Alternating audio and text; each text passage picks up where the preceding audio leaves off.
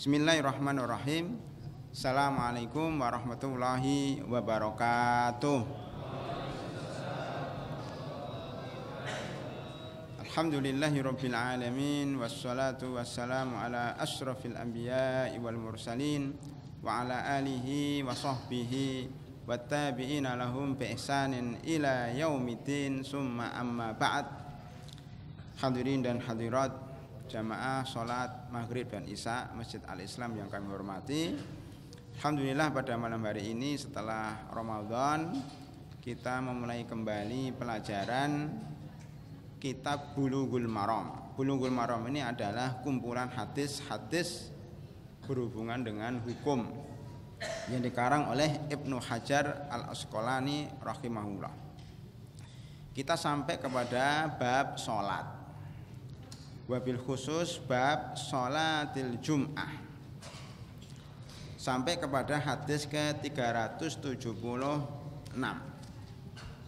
Sebelum saya memulai membaca kitab sholatil jum'ah, perlu saya sampaikan berhubungan dengan masalah sholat, yaitu bahwa pada zaman Nabi Muhammad SAW ketika beliau sholat dan sujud itu ada anak yang menangis.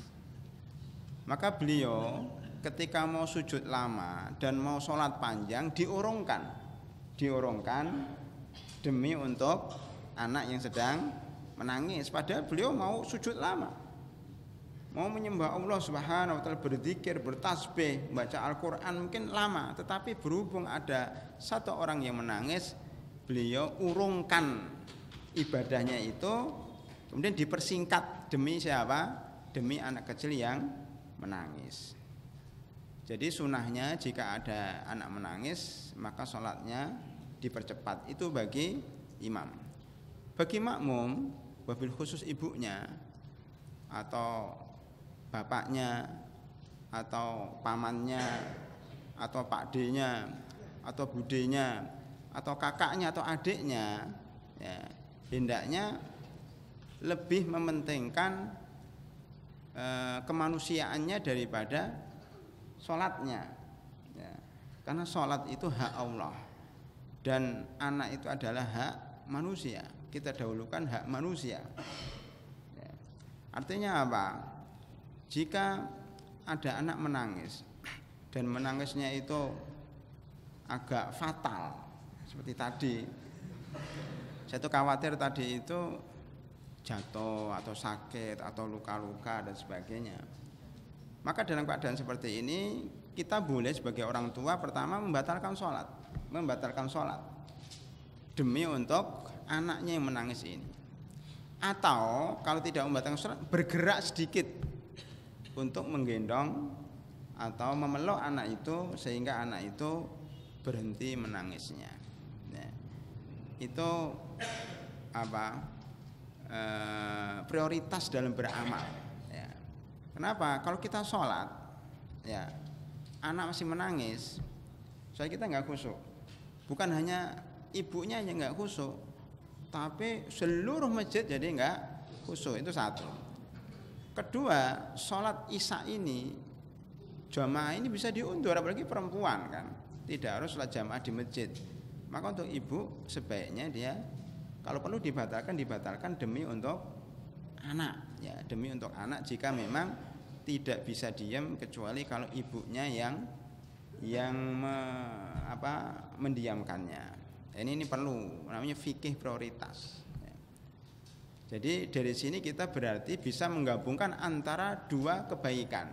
Kebaikan pertama kita ibadah, kebaikan kedua kita berakhlak kepada makhluk, ya, apalagi itu anak kecil itu perlu perhatian. Lihat bagaimana Rasulullah SAW ketika sujud jadi imam itu ditindih atau ditunggangin oleh cucunya Hasan dan Husain. Padahal beliau mau bangkit dari sujud, tetapi karena cucunya itu lagi senang bermain dengan kakeknya yaitu Rasulullah SAW, maka kemudian beliau berhenti sejenak demi untuk cucunya supaya cucunya tidak sedih. Lihat bagaimana Rasulullah Shallallahu Alaihi Wasallam menggabung antara ibadah kepada Allah Subhanahu Wa Taala dan bagaimana memberikan kedamaian kepada anak kecil. Jadi kasih sayang kepada anak kecil, memberikan rasa senang kepada anak kecil itu pahalanya besar. Ya, karena anak kecil sekarang kenapa nakal-nakal? Gara-gara kurang kasih sayang dari orang tua. Termasuk mahasiswa yang suka melanggar. Itu sepertinya dulu waktu kecil nggak dapat kasih sayang dari orang tua. Nah, itu tandanya seperti itu. Ya itu penting supaya nanti besarnya anak itu jadi tumbuh bersama kasih sayang orang tua. Walaupun dalam ibadahnya bisa diundur, anak ini nggak bisa diundur. Apalagi kalau anak itu dalam keadaan bahaya, memegang pisau, ya atau memegang listrik, itu kalau wah saya sholat dulu kan saya beribadah kepada Allah, nunggu selesai sholatnya anaknya sudah kesetrum.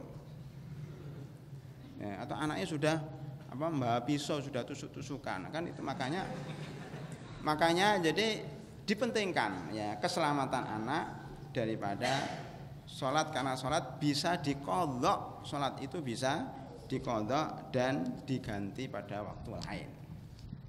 Wallahu a'lam bishawab. Itu sebagai tambahan supaya jamaah al-Islam mengetahui mana yang diprioritaskan antara ibadah dan muamalat. Baik, kita masuk kepada hadis ke-376. Bismillahirrahmanirrahim. Anis Sa'ib ibni Yazid radhiyallahu anhu anna Muawiyah radhiyallahu anhu qala lahu, bahwasanya Muawiyah berkata kepada Sa'ib bin Yazid, idza shallaital jum'ata fala tusalliha bisolatin hatta tatakallama au takhruja. Muawiyah berkata kepada sahabatnya namanya Sa'ib bin Yazid, ya, jika engkau sholat, ya, sholat Jumat, jika engkau sholat Jumat masih kaitannya dengan sholat. Jika engkau sholat Jumat, ya, maka janganlah engkau sholat sunnah. Jadi setelah sholat Jumat, janganlah engkau sholat sunnah, sholat ba'diyah Jumat, ya, kecuali engkau telah bicara dengan teman atau engkau keluar dari masjid atau pindah tempat. Ya. Kenapa? Fa inna Rasulullah sallallahu alaihi wasallam amarona bidzalika. Karena kata Muawiyah, Rasulullah sallallahu alaihi wasallam itu memerintahkan kami seperti itu, alla nusalli salatan bi salatin, ya, hatta natakallama au nakhruja. Maaf, alla nasilu salatan bi salatin hatta natakallam au nakhruja. Kita diperintahkan untuk tidak menyambung satu salat dengan salat yang lain, ya, untuk tidak menyambung satu salat dengan salat yang lain sampai kita bicara atau keluar hadis, ya, hadis rawahu Muslim, ya. Tadi bacanya fala tasilha, ya, fala tasilha, janganlah engkau menyambung, bukan fala tusolliha, tapi fala tasilha, janganlah engkau menyambungnya, ya, dari kalimat wasal min babi dharb, ya, sampai engkau bicara atau keluar masjid, ya. Saya ulangi hadisnya biar nggak salah paham, bahwa Muawiyah radhiyallahu anhu berkata kepada Sa'ib bin Yazid, wahai Sa'ib, janganlah engkau, jika engkau sholat Jumat, janganlah engkau menyambung sholat Jumat itu dengan sholat yang lainnya sampai engkau bicara atau keluar. Karena sesungguhnya Rasulullah SAW itu memerintahkan kami seperti itu, janganlah menyambung satu sholat dengan sholat yang lainnya sampai kita bicara atau keluar. Yaitu maksudnya jangan menyambung sholat wajib. Sholat wajib itu sholat 5 waktu atau sholat Jumat dengan sholat lainnya, maksudnya dengan sholat sunnah, dengan sholat sunnah rawatib atau sholat yang lainnya sampai engkau bicara atau keluar. Para hadirin dan hadir rahimakumullah, maksudnya apa? Maksudnya bahwa pertama, supaya kita jangan menyambung satu sholat dengan sholat yang lainnya, itu jangan sampai ya orang lain mengira bahwa sholatnya itu lebih dari, kalau sholat Jumat jangan sampai menyangka sholatnya lebih dari 2 rakaat.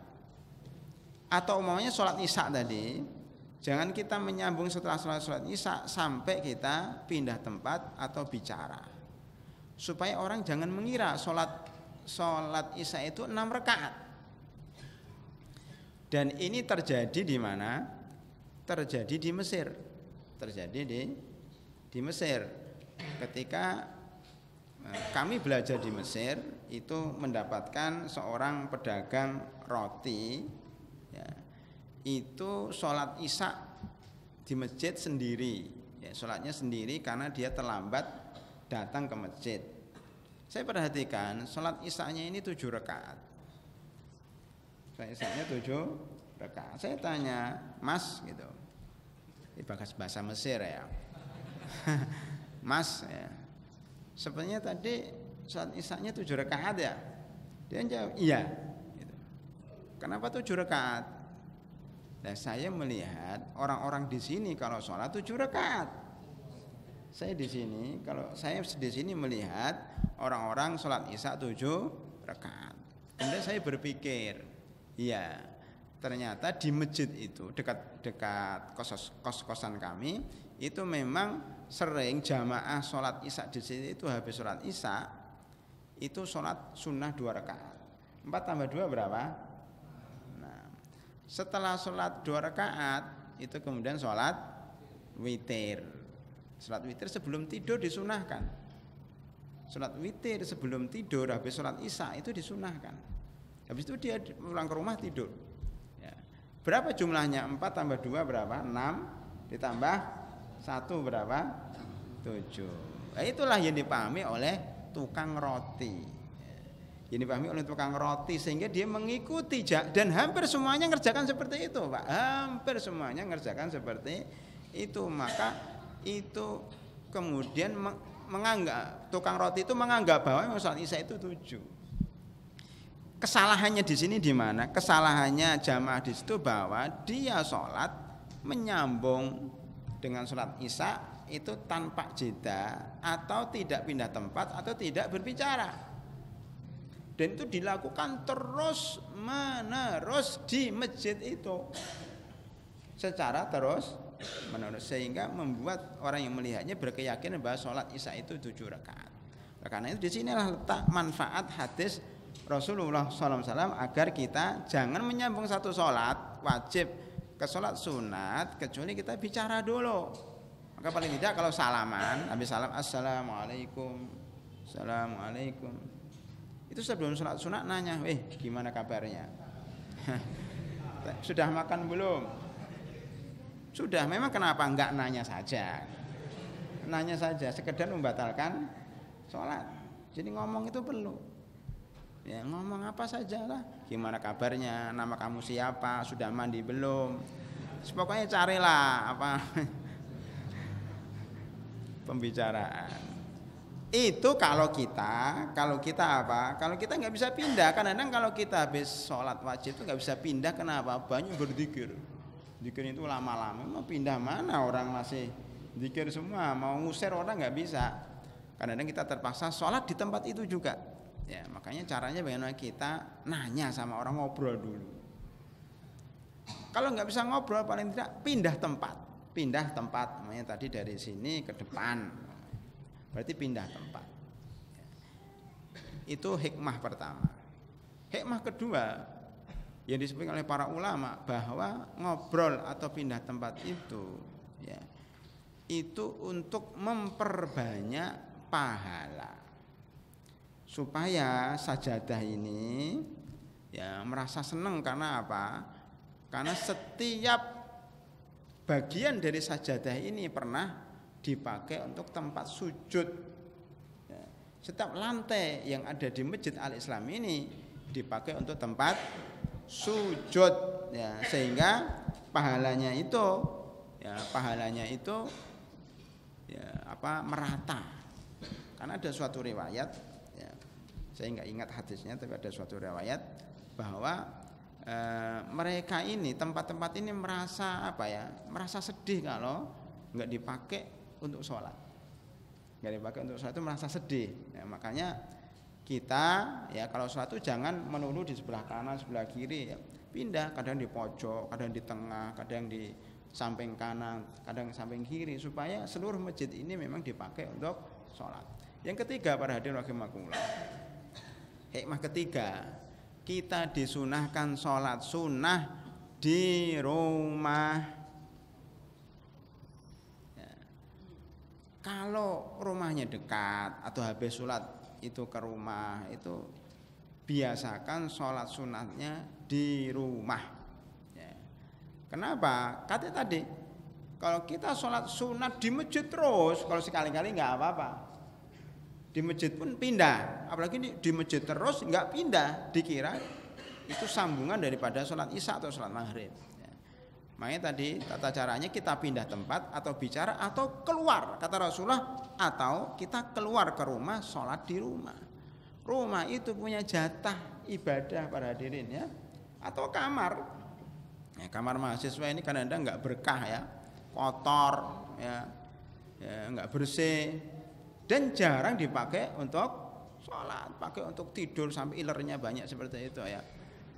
Coba sekali-kali lah ya, mahasiswa ini tidak setiap hari, karena saya tahu bahwa keadaan kamar itu kadang-kadang tidak mungkin untuk sholat sunat. Tapi kadang-kadang kalau sini kan nggak ada kasurnya, itu bisa berapa orang sholat sunat di kamar supaya kamar itu berkah. Berkah itu apa? Kalau azan kedengaran dan bangunnya cepat. Nah ini rahasia kenapa kadang-kadang bangunnya susah. Ya, karena di situ nggak pernah dipakai untuk sholat sunat, nggak dipakai untuk baca Al-Quran. Ya. Makanya rumah atau kamar yang di dalamnya tidak pernah dibacakan Al-Quran seperti kuburan. Jadi angker, serem dan susah untuk bangunnya gara-gara tidak berkah. Saya kira itu ya, termasuk rumah juga. Kalau rumah itu jarang dipakai di dalamnya sholat, maka tidak berkah. Pada hadirin rahimakumullah, itu diantara manfaat daripada pindah tempat. Di sini ada hadis yang menerangkan tentang itu dari Abu Hurairah radhiyallahu anhu marfu'an, riwayat Abu Daud, bahwasanya Rasulullah sallallahu alaihi wasallam bersabda, ayu jizu ahadukum ayyataqaddama aw yata'akhkhar aw an yaminihi aw shimalihi fi shalah. Apakah di antara kalian enggak bisa maju dikit, mundur dikit, ke kanan dikit, ke kiri dikit untuk sholat sunat? Seandainya tempatnya terbatas, paling tidak kakinya itu berdirinya tidak sama di tempat dia sholat wajib. Maju dikit nggak apa-apa, yang penting kakinya pindah, tempat sujudnya pindah. Yang tadinya di sini maju 1 senti atau 2 senti ya nggak masalah ya. Yang penting tempat sujudnya pindah. Itu dikuatkan dalam hadis Abu Hurairah tersebut. Selesai untuk hadis 376. Ada pertanyaan dari jamaah? Untuk hadis yang pertama, ada pertanyaan yang belum jelas? Sudah jelas semua ya? Sudah jelas semua.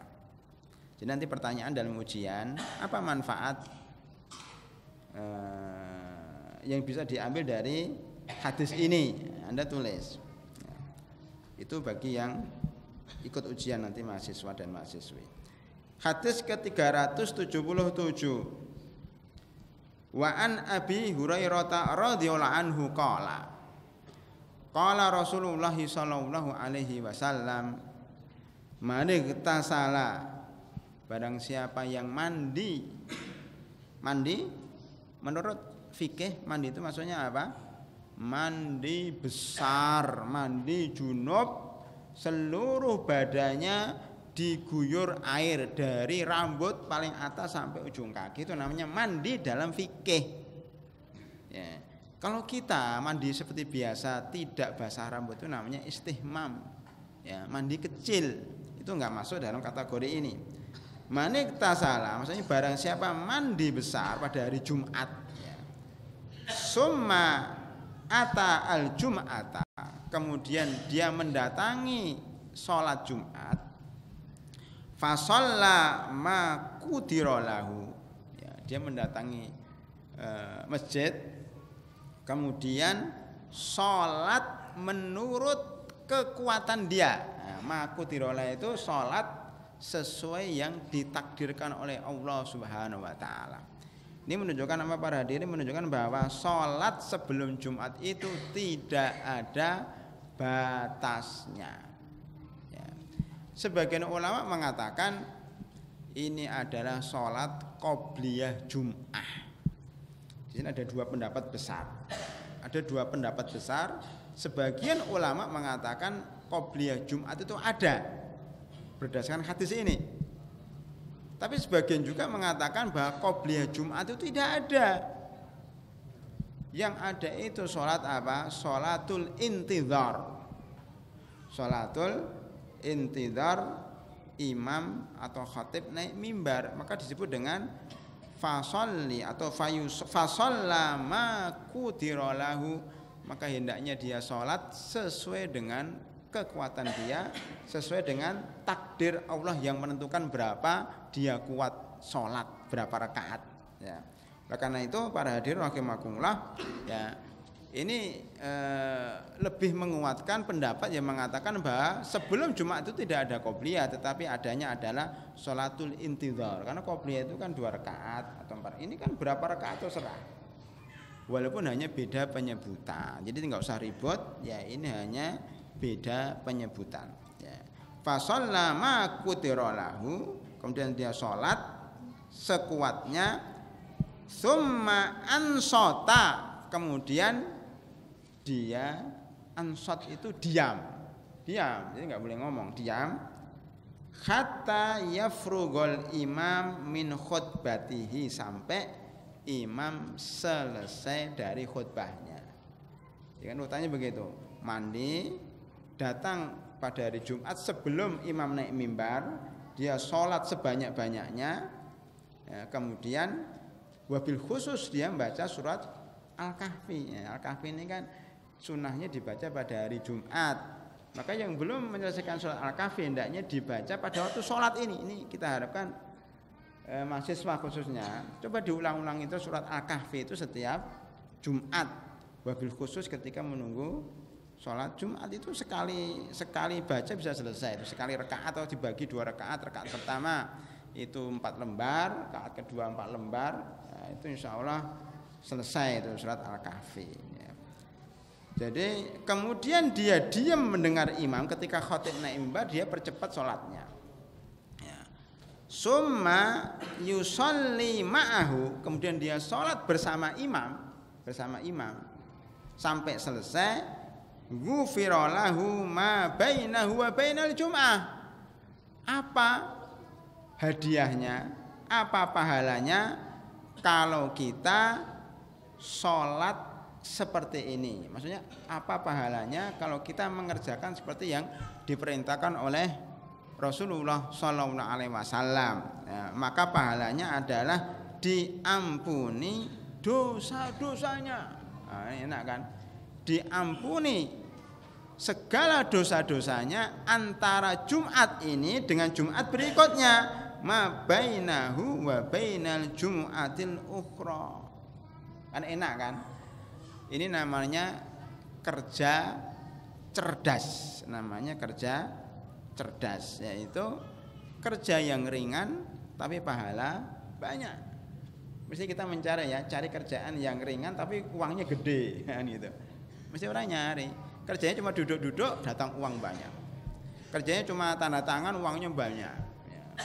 Kerjanya cuma ngetik uangnya banyak, itu kan kerja yang cerdas, nggak usah capek-capek tapi pahalanya banyak. Ini kerja cerdas itu kan nggak capek, cuma datang sebelum Jumat, mandi dulu, datang sebelum azan, sholat, dengar imam, sholat bersama dia, udah diampuni oleh Allah Subhanahu Wa Taala dosa-dosanya, di sini dosa apa? Dosa-dosa kecil, bukan dosa besar.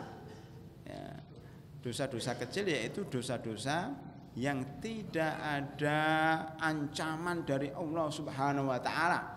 Baik ancaman dunia maupun akhirat, tidak ada laknat di situ, maka dianggap itu dosa kecil. Adapun dosa besar adalah setiap dosa yang ada ancamannya dari Allah, ada laknatnya, ada murkanya, ada hukumannya dunia dan akhirat. Itu dosa besar. Makanya Imam Dhahabi kapan-kapan kalau Bulughul Maram selesai bisa mengkaji kitab Al-Kabair lidz-Dzahabi. Itu ada sekitar 70 dosa besar. Ya. Bisa berkembang ya menurut ya pengetahuan masing-masing ulama. Disebutkan 70 dosa besar. Selain itu berarti dosa kecil. Jadi apa para hadirin, akan diampuni dosa-dosa kecilnya antara Jumat ini dan Jumat berikutnya. Kemudian wa faddala salasata ayyam. Kemudian ditambah 3 hari. Ini kan enggak kelihatan bacaannya. Wa faddulu salasata ayyam. Kemudian ditambah 3 hari. Maksudnya ada bonus 3 hari. Maksudnya berarti berapa? 10 hari. Jadi ternyata bonus itu sudah ada dalam hadis. Beli 5 dapat tambahan 2. Artinya beli 5 namanya beli apa? Beli 5 jahe ya namanya. Jahe satu jahe harganya 5.000. Beli 5 dapat 7. Itu ternyata ada dasarnya para hadirin rahimakumullah. Ya ini, Anda sholat, Anda mengerjakan seperti apa yang dilakukan oleh Rasulullah SAW, itu dapat ampunan antara Jumat 1 dengan Jumat yang lain ditambah bonus 3 hari. Jadi ada itu dasarnya, ada bonus 3 hari. Ya. Jadi beli 3 bonus 1. Beli 7 bonus 3. Jadi akhirnya apa? Dia akan diampuni dosa-dosanya selama 10 hari. 7 bonus 3. 7 bonus 3 berarti 10 hari. Masya Allah ya. Pada hari rahimakumullah. Ya, di sini ada pertanyaan. Mandi Jumat itu wajib atau sunnah? Mandi Jumat itu wajib atau sunnah?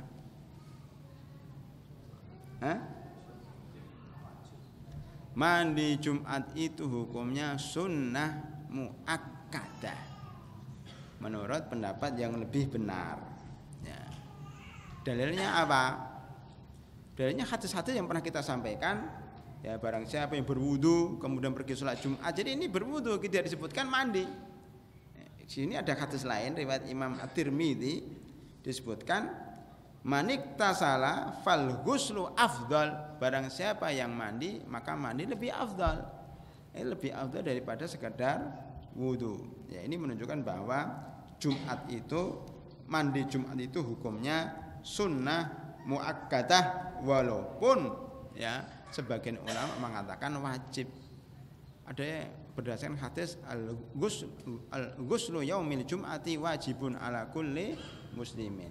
Wajibun di situ bukan wajib dalam arti kata kalau meninggalkan dapat dosa, tapi wajib di situ adalah wajib hak ya, artinya hak artinya itu sunnah muakkadah karena menjamak antara beberapa hadis bagaimana hadis yang disebutkan tadi.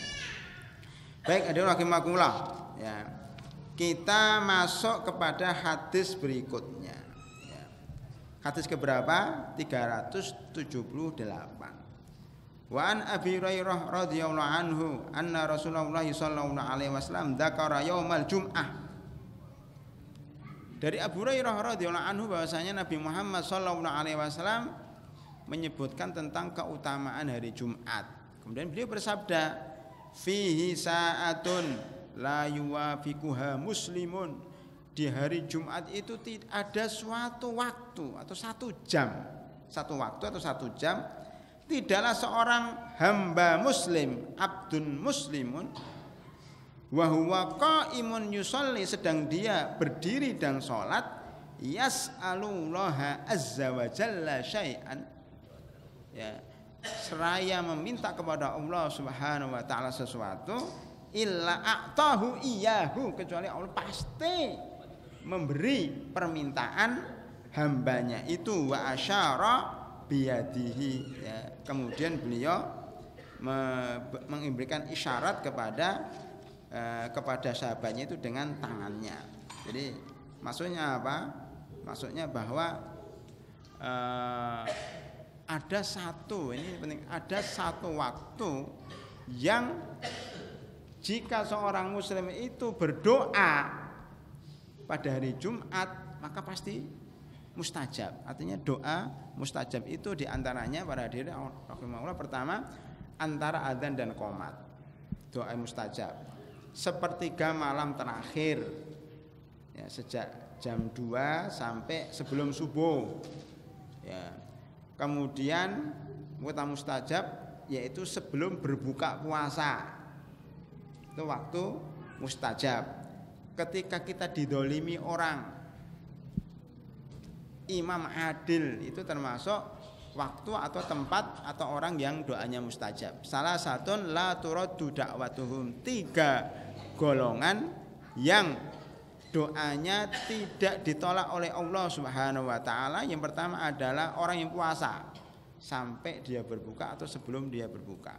Yang kedua, imam yang adil, pemimpin yang adil. Yang ketiga, orang yang dianiaya, ya, maka doanya itu mustajab. Maka hati-hati dengan penganiayaan. Kita nggak boleh mendolimi. Kalau orang didolimi dan dia tidak terima berdoa, itu bumerang bagi kita para hadirin rahimakumullah, ya.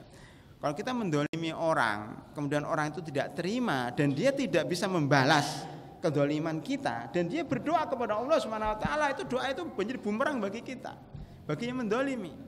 Maka hati-hati dengan perbuatan dolim, ya, perbuatan dolim kepada orang lain atau orang yang di bawah kita, ya.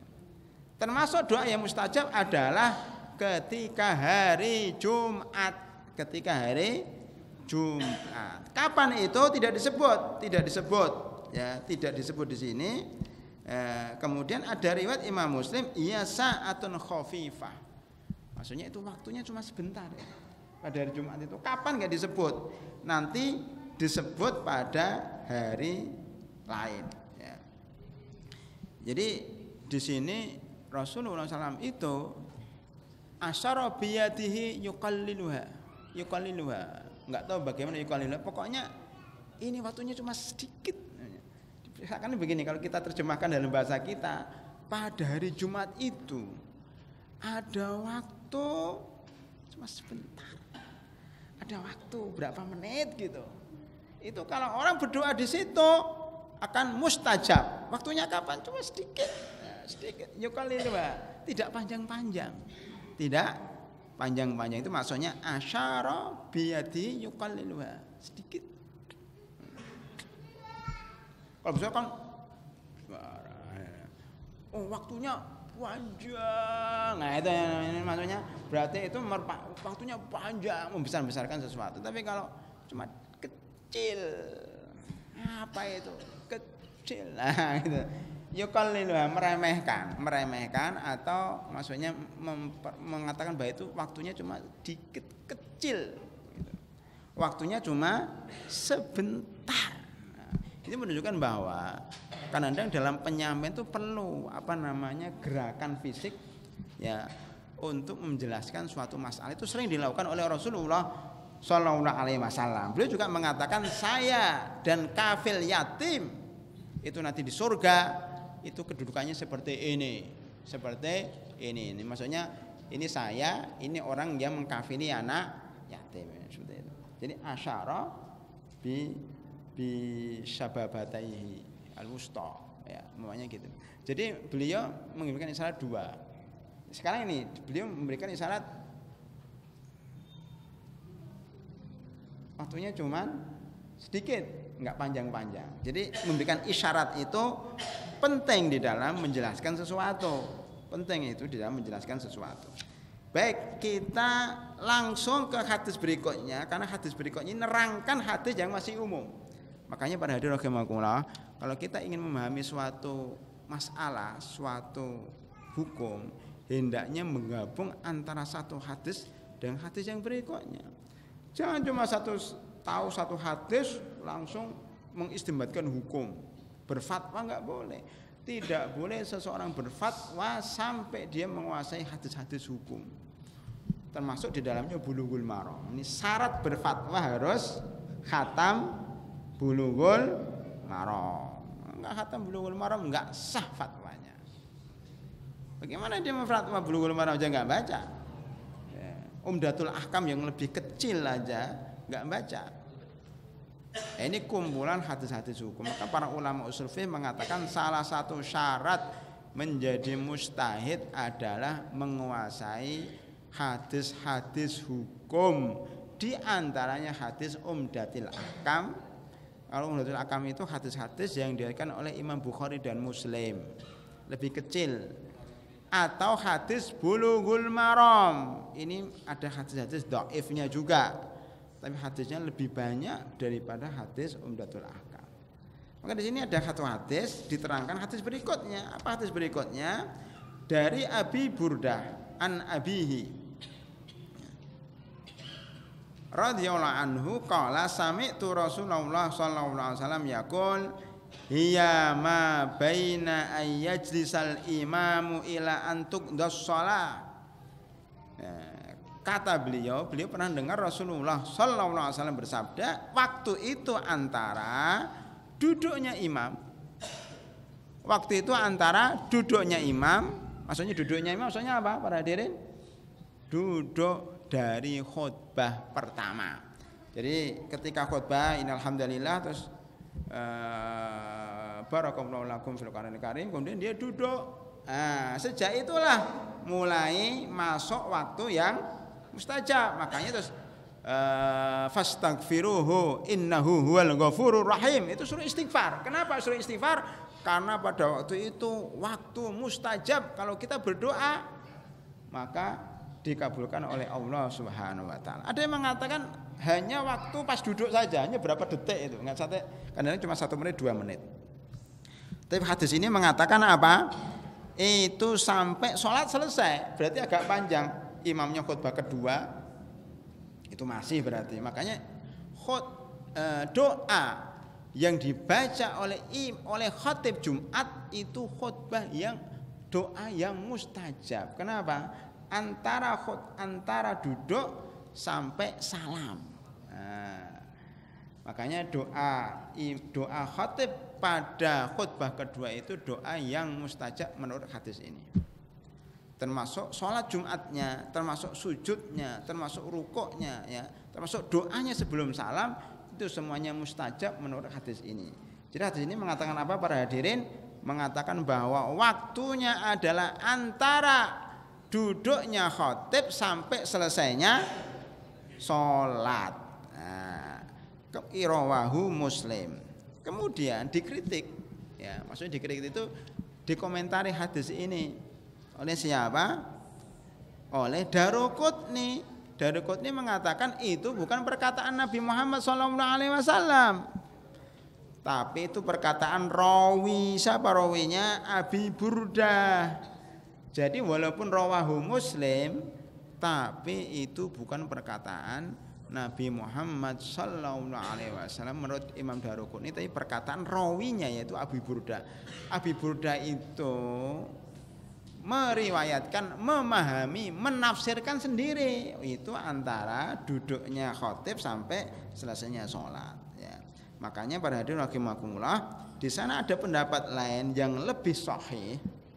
Dan ini pendapat yang lebih kuat dari Ibnu Majah, ya, Jabir, diriwayatkan oleh Jabir, inda Abi Daud, diriwayatkan oleh Imam Abu Daud, wan Nasa'i, bahwa annaha ma baina sholatil asri ila ghurubi syamsi, bahwa itu letak doa yang mustajab itu, waktu yang mustajab itu antara sholat asar Jumat, jadi Jumat asarnya ya, sampai terbenam matahari. Suatu ketika pada minggu yang lalu atau Jumat yang lalu, bukan Jumat ini, Jumat berikutnya, saya memostingkan masalah ini.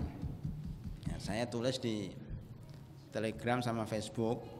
Ya, kalau mahasiswa nggak boleh ya, nggak boleh main internet. Ya. Nanti kalau sudah lulus ya silahkan. Ya. Tapi yang masih punya internet, punya Facebook, ya, punya Telegram, punya WhatsApp, bagus itu dimanfaatkan. Ya. Nanti bisa ikut gabung dalam Telegram kita. Ya. Saya tulis tuh, ya, status lah gitu ya. Iya. Ya, Ustadz harus gaul, Ustadz gaul. Ustadz medsos ya. Wah, itu luar biasa itu dampaknya itu, karena ribuan orang ya, sekali kirim 5.000 orang, 10.000 orang bisa membaca. Kalau gini kan paling berapa? Nggak sampai 100, nggak sampai 200. Kalau itu 5.000, 10.000 orang lebih ya bisa membacanya. Saya tulis aja, iseng aja. Hari ini hari Jumat ada waktu yang sangat mustajab, yaitu antara maghrib, antara asar dan maghrib, titik, itu aja. Breng dikirim ke 10.000 orang. Ada yang komentar, Ustadz katanya, ini masuknya kapan? Masuknya Jumat sore atau Kamis sore? Coba bayangkan. Apa pertanyaannya? Ini maksudnya apa? Jumat sore atau Kamis sore? Nah, gimana pemahaman itu? Nah, berarti dia belum paham maksudnya hari itu apa. Pada doang ini penting. Mungkin kadang-kadang ada beberapa teman mahasiswa mungkin nggak paham ya. Hari itu, hari menurut Islam itu dimulai dari terbenamnya matahari. Jadi tadi terbenam matahari, breng, lem gitu ya, tenggelam, lem gitu.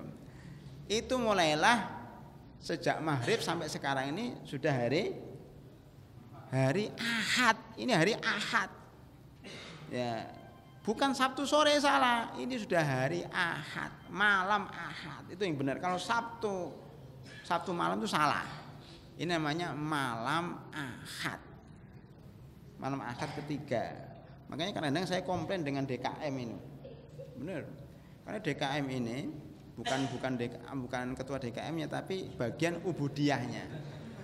Bagian ubudiyahnya itu ya, itu sering apa sih kalau hari Ahad itu tanggal 1 ya, 1 Agustus atau 1 September itu pas hari Ahad.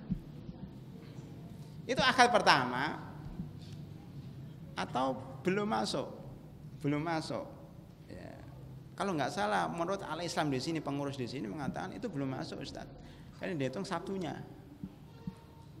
Makanya nanti kalau kayak gini nih, malam Ahad ketiga itu masih dihitung Sabtu kedua. Benar nggak? Benar nggak? Jadi kalau punya bulan Agustus nih, Ahad tanggal 1-nya Ahad, ya berarti Akad kedua tanggal berapa? Tanggal 8 ya. Tanggal 8. Akad ketiganya tambah 7 lagi berapa? 15. Itu biasanya kadang-kadang saya libur. Kenapa? Karena benturan dengan tempat lain. Ya. Kenapa? Karena begini. Karena ngitungnya kalau di sini itu Sabtunya katanya. Sabtunya. Kenapa di sini sekarang bisa? Karena mulainya Agustus itu tidak Ahad.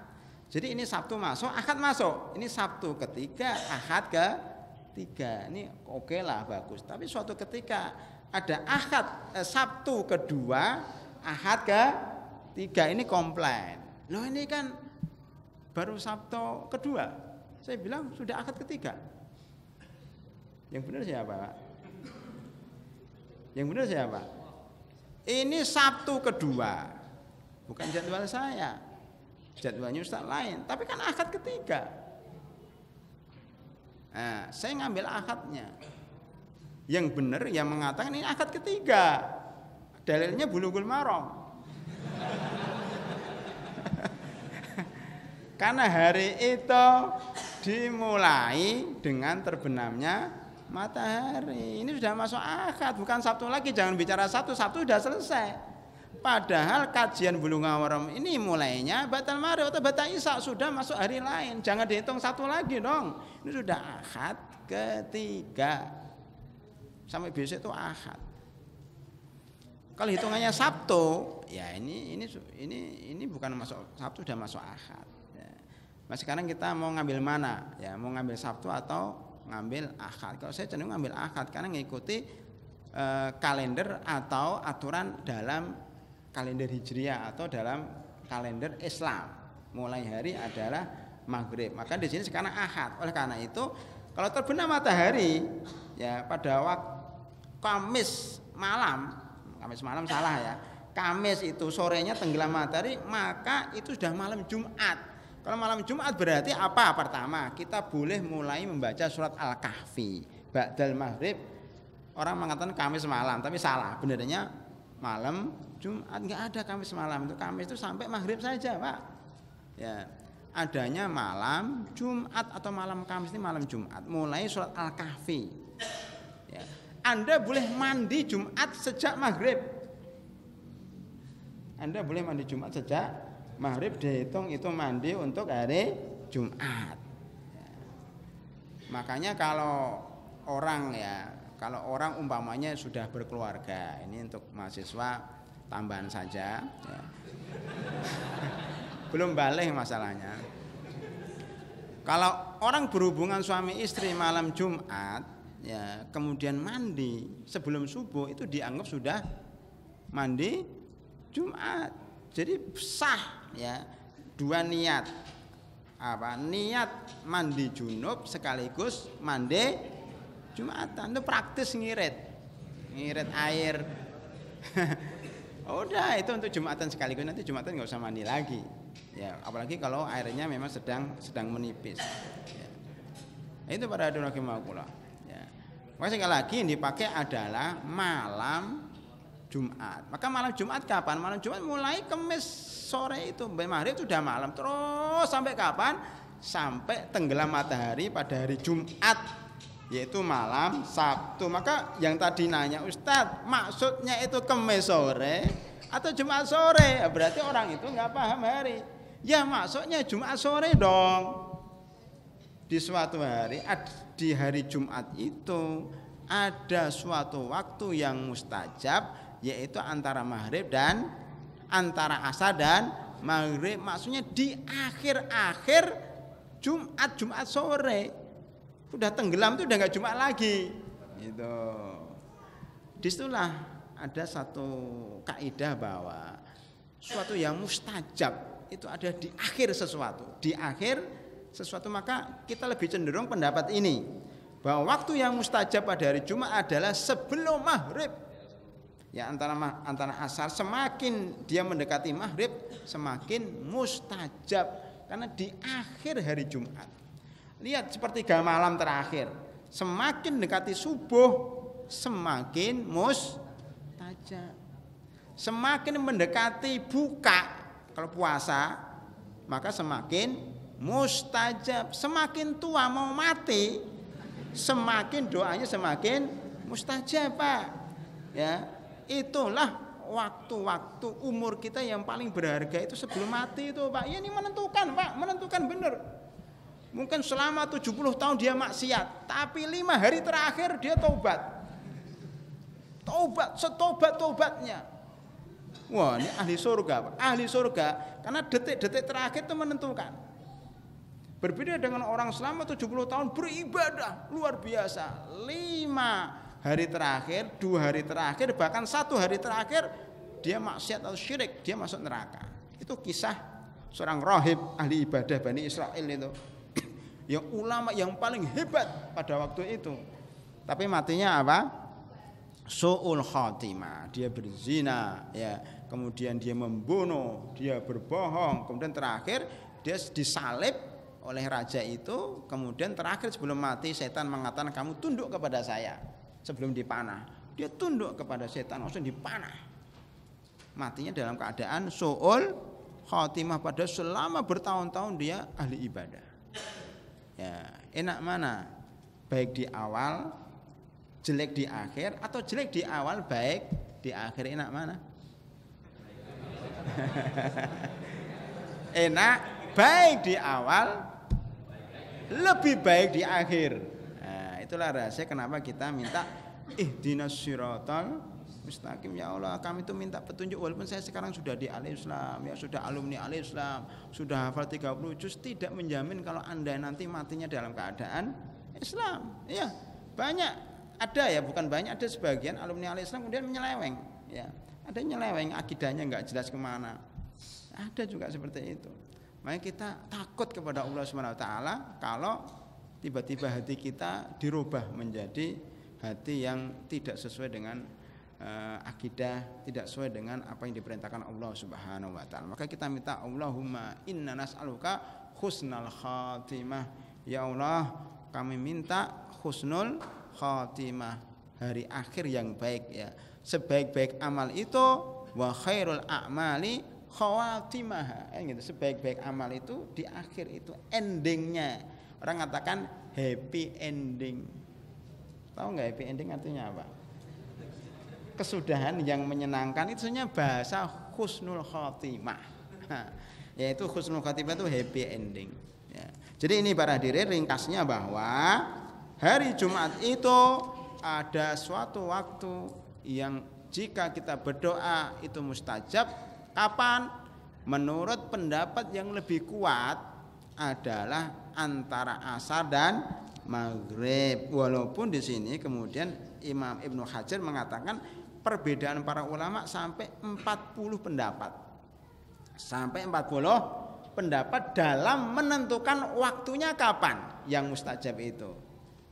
Tapi yang lebih benar adalah antara maghrib, antara asar dan maghrib. Wallahu a'lam bishawab. Ada yang bertanya masalah ini? Sudah 1 jam belum tadi penyampaian kita? Sudah ya? Ya. Tadi mulai jam berapa? Ya udah hampir 1 jam. Ada pertanyaan? Silahkan.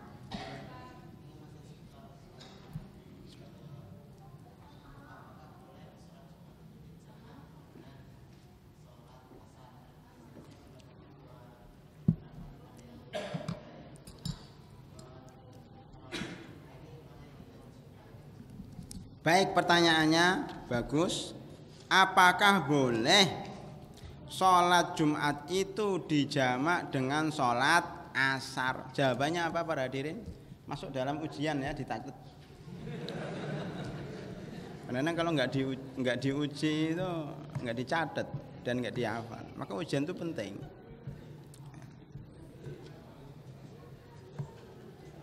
Jawabannya para ulama berbeda pendapat. Itu fikih itu begitu.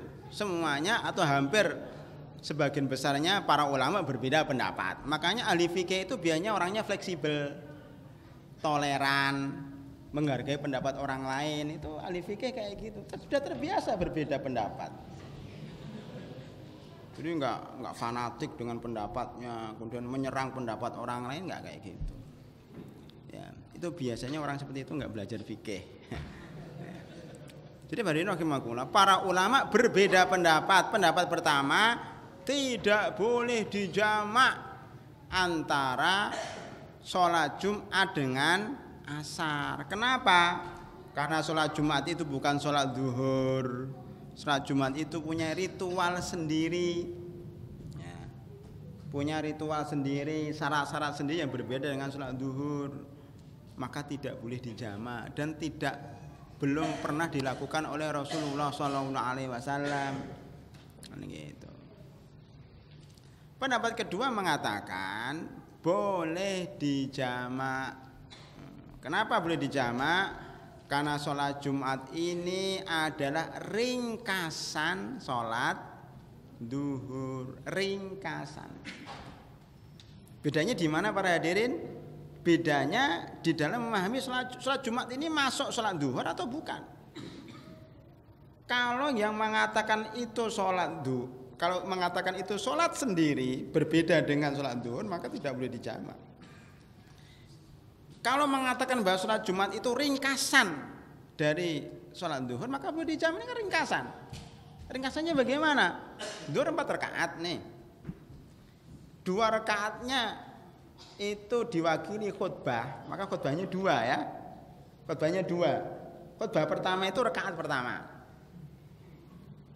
Makanya duduk dulu kan. Khutbah kedua rakaat kedua. Kemudian sholat Jumat 2 rakaat. Ini rakaat ketiga dan rakaat keempat. Makanya Jumat itu harus ada khutbahnya, harus ada sholatnya. Maka sebaiknya, bukan syarat, sebaiknya yang khutbah itu imam. Sebaiknya, tapi nggak syarat. Boleh khutbahnya orang lain, imamnya orang lain. Ya.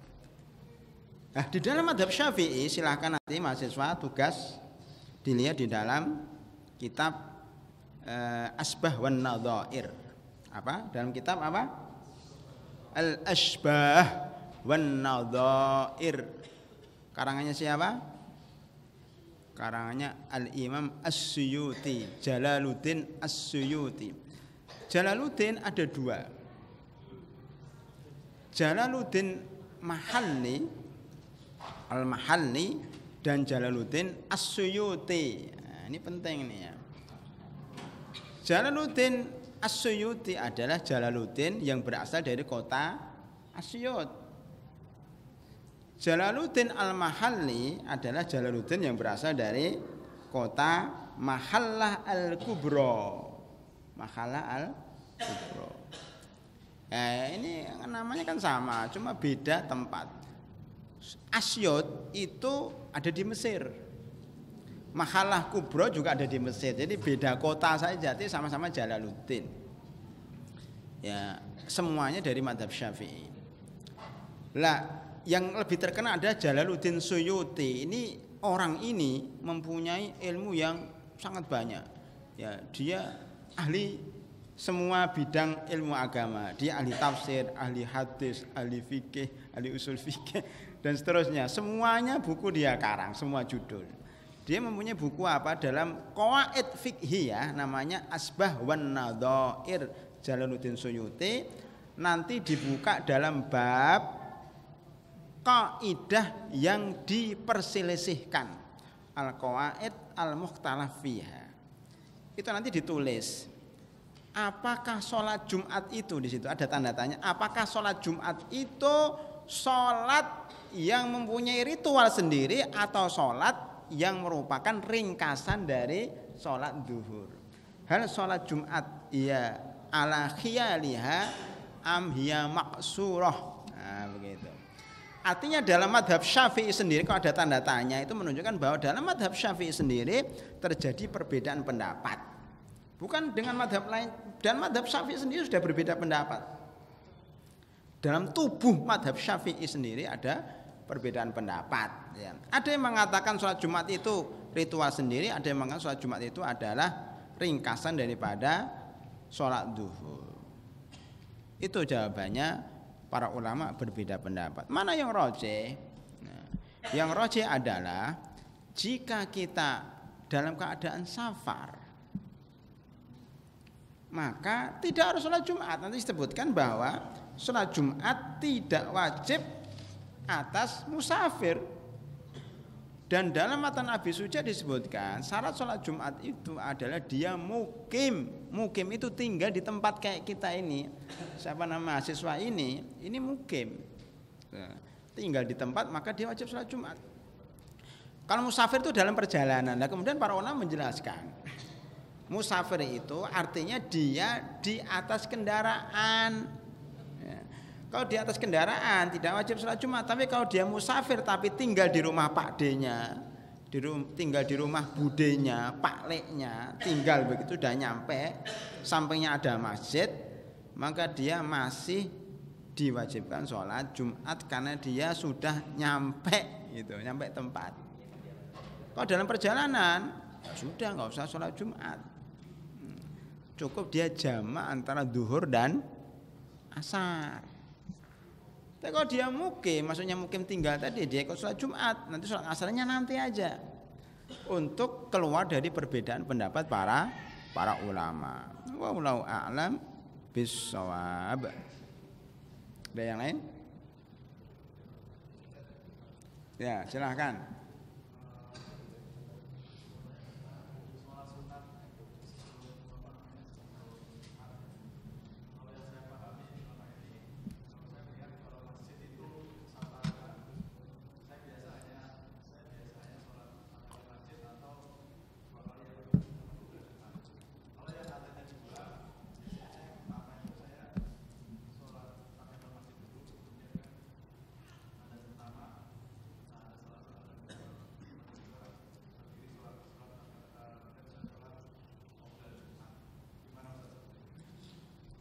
Baik, jadi tandanya ya, tandanya orang yang sholat qobliyah, yang berpaham qobliyah Jumat itu ada, tandanya apa?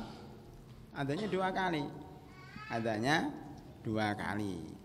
Jadi mereka memahami bahwa qobliyah Jumat itu setelah adzan pertama. Setelah adzan pertama itu qobliyah. Kayak adzan subuh itu, habis adzan sholat. Habis qobliyah baru adzan kedua, yaitulah khutbah. Dan ini juga terjadi di Madinah dan di Mekah. Walaupun adzan antara adzan pertama dengan adzan kedua itu agak jauh. Kalau nggak salah sudah saya terangkan di sini deh, ya, bahwa yang asli pada zaman Utsman bin Affan radhiyallahu anhu itu adzannya nggak sedekat itu jaraknya. Adzannya itu kira-kira 1 jam. Makanya adzan pertama itu jam 11. Dan adzannya bukan di masjid, adzannya di pasar. Karena maksudnya adzan itu adalah memberitahu, weh, orang-orang yang sedang berdagang, berjualan, ayo pulang dulu, mandi dulu. Ya, sementara 1 jam lagi mau Jumatan, itu maksudnya begitu. Kalau adzannya 5 menit, weh, orang-orang yang sudah berjualan 5 menit lagi adzannya nggak sempat mandi. Ya kemudian berubah sampai sekarang berubah cuman jaraknya 5 menit. Itu terjadi pergeseran. Lepas daripada itu semuanya ya sudah kita toleran. Artinya apa? Kalau adzannya 2, biasanya orang masjid itu ada qobliyah ba'da adzan pertama. Kalau adanya 1 berarti nggak ada qobliyah, biasanya seperti itu. Makanya kadang-kadang ada jamaah yang sudah terbiasa sholat qobliyah tiba-tiba datang ke al-Islam, ya, yang adanya cuma sekali. Setelah imam naik dan adzan, dia berdiri. Saya kira jarang ya kita lihat di sini, nanti di tempat lain begitu, Pak. Imam muadzin adzan untuk khutbah, maksudnya khatib naik mimbar kemudian adzan, itu bukannya dia dengar khatib tapi justru malah berdiri untuk sholat qobliyah. Ini salah jelas. Khatib mau khutbah kok malah dia sholat qobliyah. Ini orang awam biasanya. Maka sudahlah, kalau kita masuk masjid yang adanya sekali udah nggak usah qobliyah karena akan ketelewatan tuh khutbahnya khatib. Tetapi kalau adanya 2 kali, yang bermadhab qobliyah silahkan. Lah bagaimana yang bermadhab tidak qobliyah? Bagaimana? Apakah seperti ini disampaikan oleh penanya tadi? Ya. Lihat Pak, dilihat. Kalau kita orang asing di situ tidak dikenal, ya masjidnya besar, masjid agung dan sebagainya, ya. Kita biasa aja, adzan enggak adzan pokoknya kita sholat. Jadi ketika masuk masjid itu sholat terus. Adzan enggak adzan pokoknya sholat. Niatkan itu sholat intidhar, sholat menunggu. Tetapi kalau kita seorang tokoh, apalagi mau khutbah Jumat, nah ini dipanggil khutbah Jumat di masjid yang adanya 2 dan orangnya fanatik masjid itu. Gimana caranya supaya kita ini mengamalkan sunnah kemudian tidak berbenturan dengan masyarakat setempat? Caranya Anda masuk masjid pas adzan pertama, masuk masjid breng adzan kan, setelah adzan Anda masuk masjid, Anda melakukan sholat tahiyatul masjid sedang mereka melakukan sholat qobliyah Jumat sama-sama sholat nggak masalah. Atau Anda datangi sebelum itu, ya sholat terus, habis adzan sholat lagi, nggak masalah. Dengan niat sholat intidhar, sama-sama sholat, cuma niatnya beda. Yang satu niatnya sholat intidhar, yang satu niatnya sholat qabliyah. Jika kalau kita nggak sholat itu nanti diomongin, ini kok nggak sholat sih? Ini kelompok kita atau tidak, kan gitu kan? Kadang ada perkataan seperti itu. Maka untuk menghindari perbedaan pendapat, kita ikut sholat aja. Tapi niatnya ada sholat intidhar. Jika kita tidak berpendapat itu tidak ada qobliyah Jumat. Saya kira itu Mas ya, harus dipahami. Terakhir barangkali dari mahasiswa ada nggak ya? Kalau misalnya ada seorang yang masuk itu sholat Jumat masuk itu, apakah dia nambah 1 rakaat masuknya, apa dia harus nambah 3 rakaat sesuai sunat sholat duhur gitu? Karena ada yang berpendapat harus mendapat nambah 3 rakaat gitu. Ya. Gimana Ustaz? Ya tadi. Ya tadi. Bagi yang mengatakan Jumat itu adalah ringkasan duhur, maka dia menambah berapa? 3 rakaat. Bagi yang mengatakan Jumat itu adalah ritual khusus bukan duhur, dia cukup nambah 1 rakaat. Anda milih mana? Yang 1 rakaat atau 3 rakaat? Jadi gitu para hadirin, ini memang para ulama menjelaskan gitu. Kalau kita terlambat sholat Jumat ini 1 rakaat, itu begitu. Boleh menambah 1 rakaat karena dia berkeyakinan Jumat itu ada ritual khusus, atau nambah 3 rakaat karena dia sholat duhur. Tetapi kalau dia terlambat 2 rakaat, disinilah dia harus sholat duhur karena khutbahnya lewat, sholatnya lewat. Kalau dia sholat 2 rakaat, mana yang 2 rakaat lagi? Dia nggak sholat Jumat. Wabil khusus kalau dia terlambat pas imamnya sudah tahiyat, itu juga sebaiknya sholat 4 rakaat. Sebaiknya sholat 4 rakaat karena dia belum dapat rakaat dengan imam. Itu ya.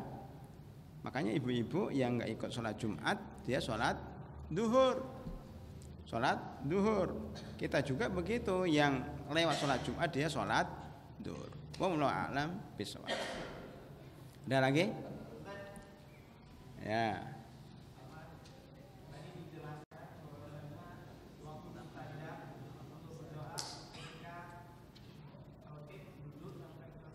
Sholat.